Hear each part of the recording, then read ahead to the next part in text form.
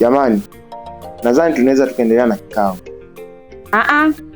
Aliyefanya tuwe na kikao hiki hajafika.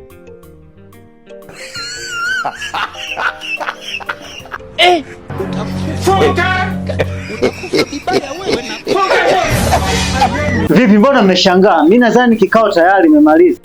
Umemalizaje? Ulikuwa bado hujafika.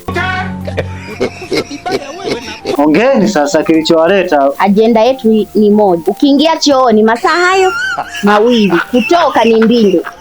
Tunakaa pale foleni kama vile yani tunasubiria maji kisimani. Kwa tabia hii, nafasa tuite mama mwenye nyumba ili aje asuluhishe hili tatizo, maana limeshakuwa kubwa sana. Ulichokizungumza kiko sawa kabisa kaka. Tutakuwa tufanye hivyo kwa sababu hili swali linatulia sio pangaji. Apologize, I'm continue. Aha. Kwa hiyo kumbe hiki kikao kinanihusu mimi, si ndio? Sasa swala la mimi kwenda chooni kumaliza masaa mawili matatu najisaidia, nyinyi linawauma nini? Yaani nyinyi kinachowauma ni kipi? Sikiliza niwaambie. Nyinyi kinachowasumbua ni umaskini. Hamna pesa za kula, hamna hela za kununua vichips. Mimi hapo unaona, ninachukua vikuku, vichipsi, vinyama, vini na kula. Umeona? Nikishiba naenda kutulia zangu chooni masaa mawili matatu. Sasa nyinyi kinawauma nini? Haya basi, muiteni mama wa nyumba aje asuluhishe hili tatizo kwamba kwa nini mimi nakunya masaa mawili kama ananinunuliaga chakula. Wachezo wako kwa nini?